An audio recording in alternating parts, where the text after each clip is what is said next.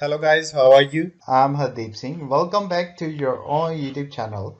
IELTS updates and recent exams. For more updates related to recent IELTS exam writing test topics, listening, reading, practice test, and speaking, you can guesswork.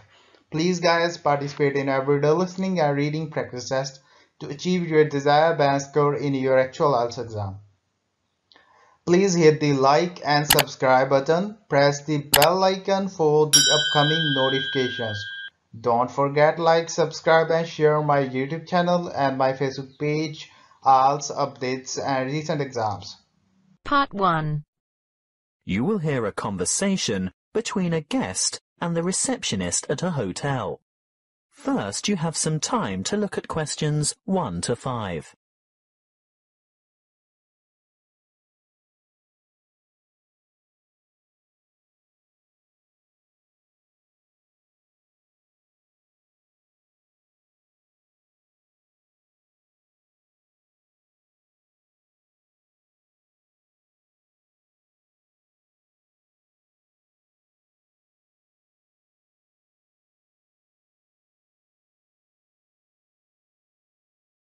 Listen carefully and answer questions 1 to 5.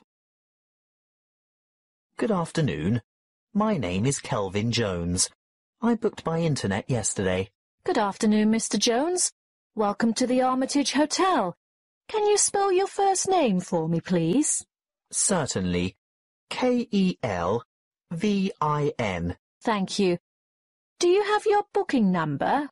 Or perhaps you printed out your confirmation? Yes, of course. I don't have the printout, but I did remember to note down the number. It's 00L2381420. Thanks. OOL2381420. Oh, I see you've stayed with us before. Yes, on several occasions.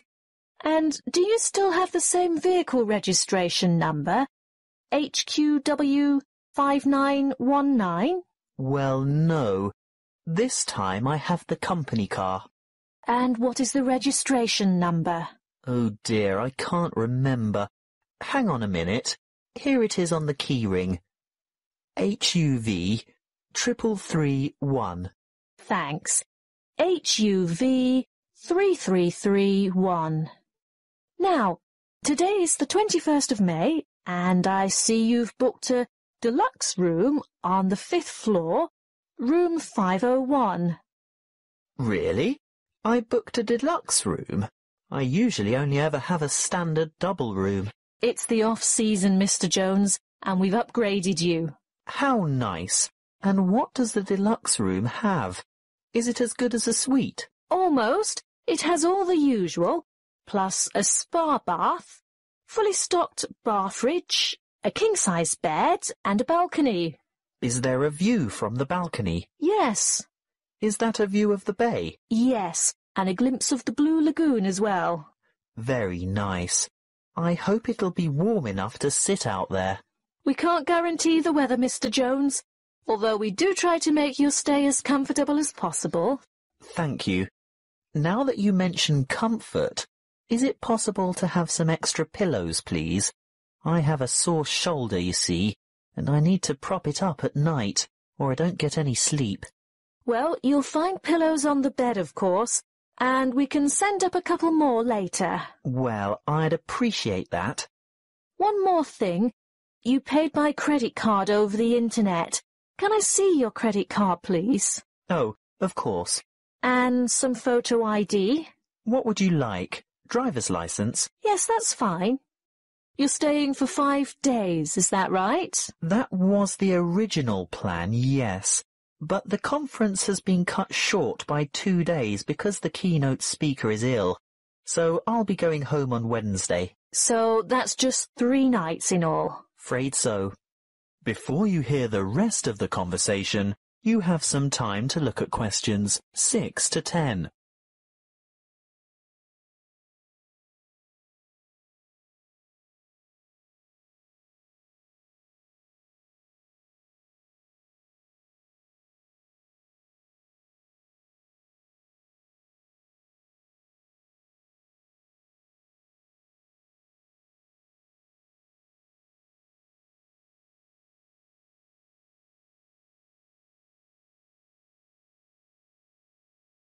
Now listen and answer questions 6 to 10.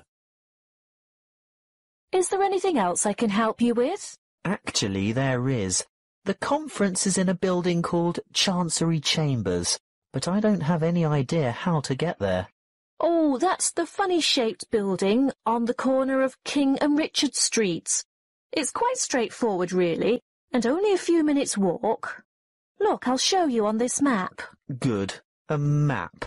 I like to follow a map if possible. Right, well, step out the front entrance of the hotel and you're on Hobb Street. Head south on Hobb Street towards Gorse Lane and take the second on the left onto Vickers Street West. Go all the way down the hill past the Mexican Cafe on your left, the Rebel Hostel on your right, and the big church on the corner of Allen Street. Oh, I think I know the one. It has a huge steeple. Yes, you're right. When you get to the bottom of the hill, you'll have to cross over the main street. What's the name of the main street? Mill Street. Mill Street. Ah, yes, there it is. Cross the main street and continue on to Vickers Street East. There's a big bank next to a bookshop on the corner. Go up the hill towards the entrance to the park. I've heard it's very beautiful. Oh, yes. Well worth a look when you've got some free time. Anyway, don't go in the park. Turn left into Kitchen Street. You'll walk past Bowen's Bistro. Actually, probably the best place to get a good lunch at a reasonable price. After Bowen's, take the second left into Baker's Lane. It's a very short street. Then take the first on your left onto King Street, and you should see the Art Deco Chancery Chambers building a bit further along on the corner of Richard Street. Oh, thank you for that. I'm most grateful. That is the end of part 1.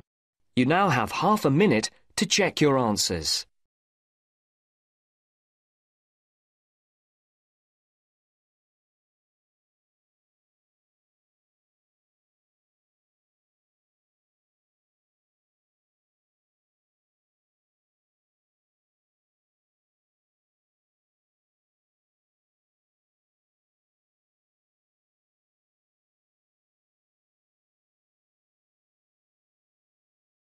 Now turns to part 2. You will hear a recorded message by an employee of an investment society giving information about savings and investment options. First, you have some time to look at questions 11 to 13.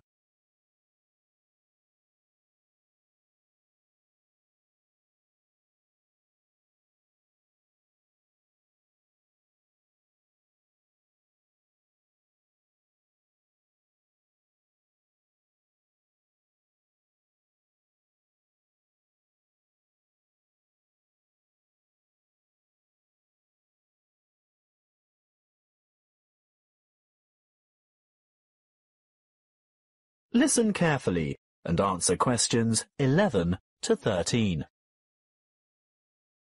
Welcome to the information line of the State Investment Society. Why would you choose to put your money into an investment society and not a bank? Well, SIS offers everything you'd expect from a bank, but the difference is we're a cooperative. We're 100% owned by our customers, people like you, and that means we always put your best interests first. You won't see our profits going into large foreign-owned finance corporations. No, you'll see them coming back to you and your local community. As a cooperative, we work hard to keep our fees competitive and absolutely minimal. Even better, we can advise you about ways to avoid fees. Here are some suggestions. Firstly, we recommend you carry out as much of your personal banking as possible with us. We won't charge account fees unless your account becomes inactive for some reason. See? No unnecessary fees. Secondly, if you maintain certain minimum account balances, you won't have to pay any transaction charges for transferring money between any accounts that have the same customer number, although there may be some service charges that apply, such as the establishment of automatic payments. So, how can we help you? Before you hear the rest of the talk, you have some time to look at questions 14 to 20.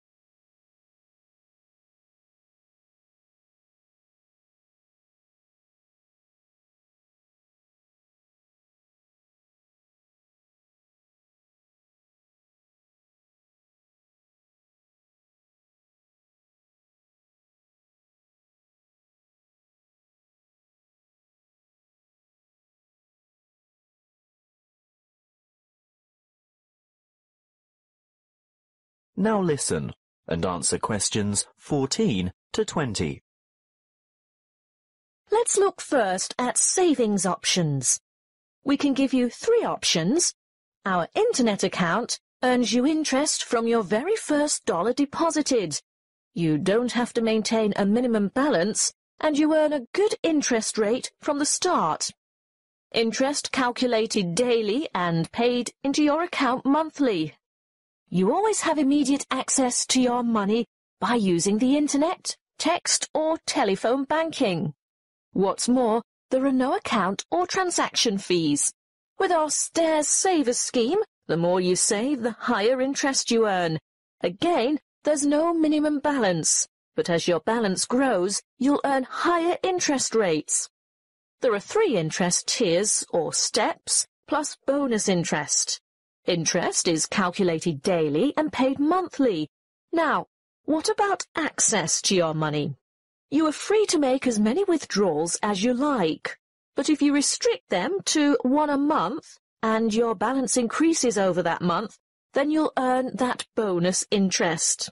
With our Simple Saver scheme, access is available anytime and we don't impose penalties for withdrawals. This scheme has 1 interest rate, no minimum balance, and interest is calculated daily and paid annually at the end of the financial year, the 30th of June. So, you can see that savings accounts are ideal if you're starting from scratch. Do you know you can open a savings account with as little as $10? They're usually the best choice for short-term financial goals. For the longer term, we recommend some kind of investment account. Let's take a look at our investment options. Starting with the safest, the most secure, low-risk option is a basic term deposit, starting with a minimum deposit of $1,000. Interest is calculated daily, but you can choose whether to have it paid out monthly, quarterly, or at maturity. What we recommend if you really want to see money grow is having interest compounded quarterly. You'll only get access to your funds when your term deposit matures, so be sure to think carefully about the amount of time before you lock it away. It could be anything from 6 months to 5 years. Bonds are generally a longer commitment, but they may bring better rewards in the future. There is a minimum deposit of $5,000 and interest is calculated daily. You may choose to have interest compounded quarterly or paid out quarterly. And, of course, you'll have access to your money when your bond reaches maturity. Looking really long-term, there is our retirement fund, which is, of course, a savings plan for retirement. There is no minimum deposit, but the good news is that you can choose to contribute a certain percentage of your income before tax is paid on it. As for interest, well, you choose a particular type of fund which has a different level of return depending on the level of risk. And access? Well, not before you turn 60 years old. As I said, it's a retirement scheme. That is the end of part 2. You now have half a minute to check your answers.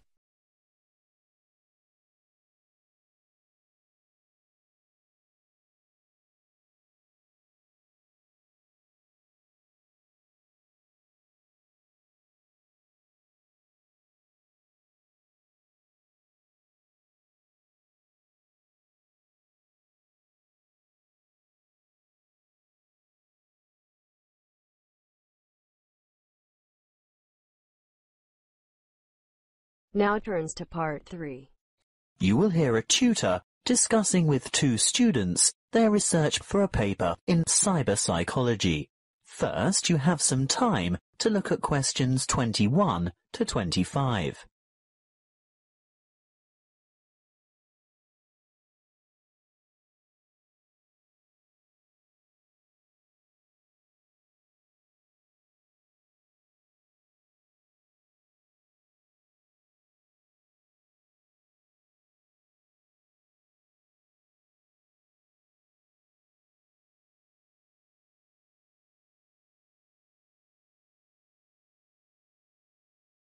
Listen carefully and answer questions 21 to 25.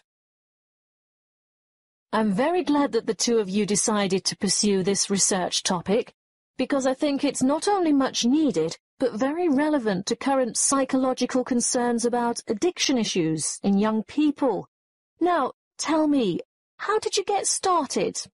Well, we looked around for problems, or perceived problems, that teenagers in general might encounter, and we came up with the extremely popular phenomenon of instant messaging and the implications that the use or overuse of this form of communication might have on teen behavior. Then we decided to propose the concept of instant messaging addiction. By the way, do you mind if we abbreviate instant messaging to IM in our discussion? Not at all. But before you go any further, tell me something about the demographic sample you used. We chose a random sample of teenagers from Jiangsu province from a typical public middle school, and we considered this group to be representative of teenagers in urban China. We distributed 500 questionnaires and 450 were returned. The sample group was on average aged between 14 and 15 years. Internet addiction, or technological addiction as it's sometimes called, has been studied many times before. What makes your research different? Well, previous studies indicated that internet-dependent students are more likely to use instant communication, but we wanted to find out primarily whether IM addiction actually exists, and if so, what the symptoms are. And secondly, we wanted to know whether IM addiction could be predicted. And finally, whether addiction has an impact on academic performance. Quite a large undertaking. Tell me, what IM addiction symptoms did you identify among teenagers in your sample? We found 4 major IM addiction symptoms, which are remarkably similar to the symptoms used to identify substance dependence. Although here we're looking at behavioral addiction, not chemical addiction to drugs, alcohol, or the like. Yes, loss of control was a significant factor, which indicates that the addicts had less self-discipline. They could not control the amount of time they spent on IM, and they neglected their schoolwork, as well as other responsibilities or obligations they might have. Obviously, academic performance was adversely affected. I'm sure that led to a lot of complaints from family and friends, not to mention teachers. Yes, of course. Another symptom was, as you would expect, a preoccupation with instant messaging. They would be annoyed if interrupted when chatting online, and they would feel depressed and moody when they couldn't. They would go without sleep in order to chat, and when they were offline, they would still be thinking about online chatting. As in chemical addiction, they would need to increase the dose, in this case of IM time, to get satisfaction. That sounds quite disturbing. Yes, and as you can imagine, loss of relationships due to overuse of IM was a factor too. The addicted teenagers would rather chat online than go out with friends or spend time with family, which jeopardized their social relationships and their educational opportunities. The fourth addictive factor we found was escape. These teenagers used IM as a form of escape from reality and responsibilities. Before you hear the rest of the conversation, you have some time to look at questions 26 to 30.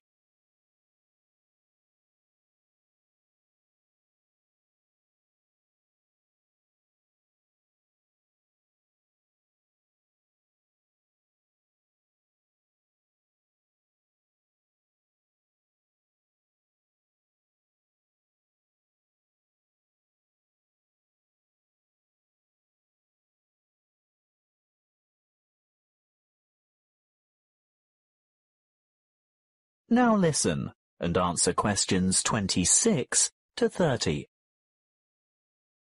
And can IM addiction be predicted?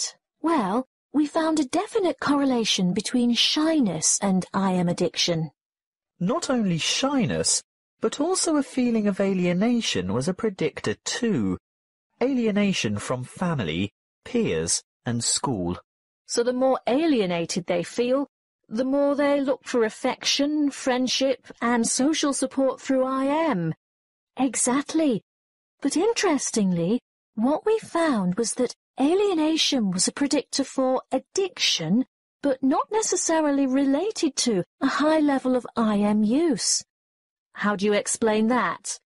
One possible explanation we considered was that those who were not alienated would communicate frequently with their friends through IM, but addicts, on the other hand, are probably looking for friendship through online chatting with strangers. Look, we're just about out of time. I'm really looking forward to reading your paper when you've finished it. But before I go, can you quickly sum up your conclusions? By looking at behavioural patterns and psychological characteristics, we were able to establish that there is a difference between high level of IM use and IM addiction as such. And that there are certain positive predictors for addiction. And our findings showed that teenagers' level of use of IM affected their academic performance. So you're saying that IM addiction detracts from the students' academic performance? That's what we set out to prove, and there's absolutely no doubt. Addicted students perform badly at school. But what we also found is that there is a correlation between the level of IM use and schoolwork. So not just the addicts suffer low scores? Precisely. Our results show that the higher the level of IM use, regardless of whether addiction is involved, the more negative impact there is on academic performance. Your research shows then that not only should teachers and parents be on the lookout for those teenagers who might be vulnerable to IM addiction, but that parents should pay close attention and provide proper guidance and monitor their teenagers' level of use of instant messaging. Yes, that's it in a nutshell. That is the end of part 3. You now have half a minute to check your answers.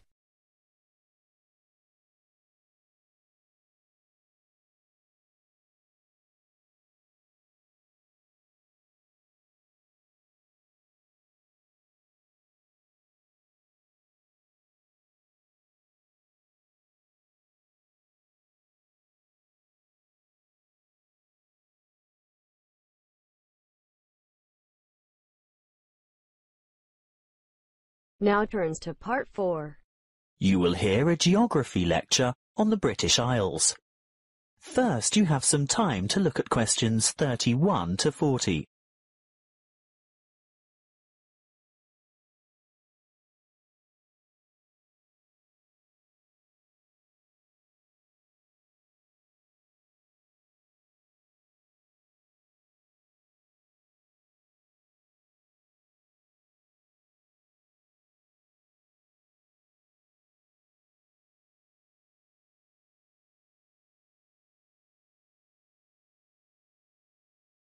Listen carefully and answer questions 31 to 40. Hello, I'm glad so many of you have turned out to hear what I have to say today about the British Isles, that area of the Eastern Atlantic that we Americans find so confusing. I'm afraid just looking at a map or a page in the atlas doesn't necessarily explain the geographic terminology. In referring to the British Isles, a word of apology for those of you of Irish descent, that is, those whose ancestors come from Eire, the Republic of Ireland.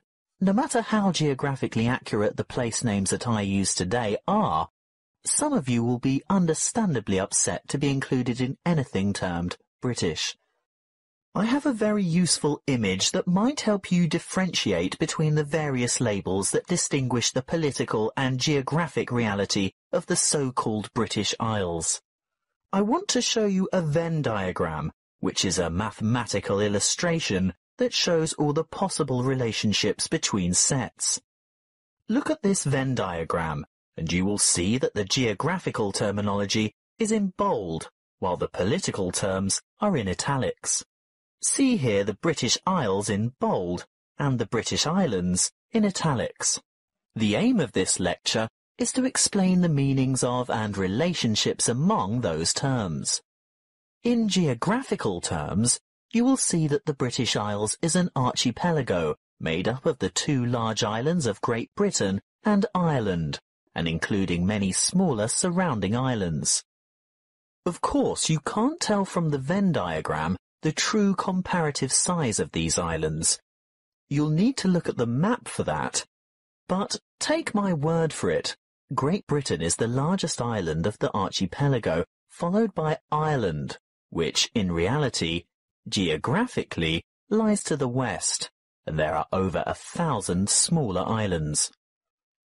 Now, in political terms, the United Kingdom of Great Britain and Northern Ireland is the constitutional monarchy, which includes the island of Great Britain, some small nearby islands, although not the Isle of Man or the Channel Islands, and the northeastern part of the island of Ireland.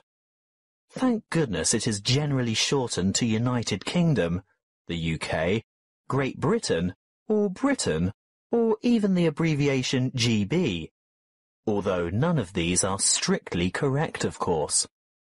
You'd better listen carefully to the next part, because, I warn you, it is very confusing. Ireland is the name of the sovereign republic occupying the larger part of the island of Ireland. But to distinguish it from the name of the island itself, and most importantly from the other part which belongs to the UK, it is called the Republic of Ireland, or its Irish language name, Eire. That's E-I-R-E, even though Eire directly translates as Ireland. The smaller portion of the island is called Northern Ireland. The partition of Ireland took place in 1922, after a great history of struggle that we won't go into here. England, Scotland, Wales and Northern Ireland are legal jurisdictions within the United Kingdom, but Great Britain refers to the countries of England, Wales and Scotland as a unit. The British Islands contain the United Kingdom, the Channel Islands, made up of Guernsey and Jersey, and Isle of Man, which all have the British monarch as head of state. Interestingly, the Isle of Man, although governed as a British Crown dependency, has its own parliament, but relies on the UK for defence and in matters of external relations. So, you've learnt something about the geographical and political confusion surrounding the British Isles. Let's have a look at some of the linguistic confusion. To start with, there isn't an adjective to refer to the United Kingdom, so the term British is generally used. However, that means that citizens of Northern Ireland, although not on the island of Great Britain, still describe themselves as British, because this reflects their political and cultural identity. Irish, in a political sense, refers to the Republic only, so sometimes citizens of Northern Ireland would call themselves Northern Irish as a point of difference. Of course, the Northern in Northern Irish is not completely accurate either, as the most northerly peninsula on the island is in the county of Donegal, which is part of the Republic. Okay, we might get in a muddle over the term Irish, but at least Scottish, Welsh and English should be self-explanatory. Apparently not to us Americans, and Europeans are often guilty of this too. We often use the term English incorrectly to mean British. I'd have to be the first to admit to calling my Welsh colleague English, which really gets his heckles up. He is Welsh, he tells me, and he may also be British, but he is definitely not English. Just one more thing. What is the British Commonwealth? It's a voluntary association of independent states many of which were former British colonies. In fact, what was primarily the old British Empire.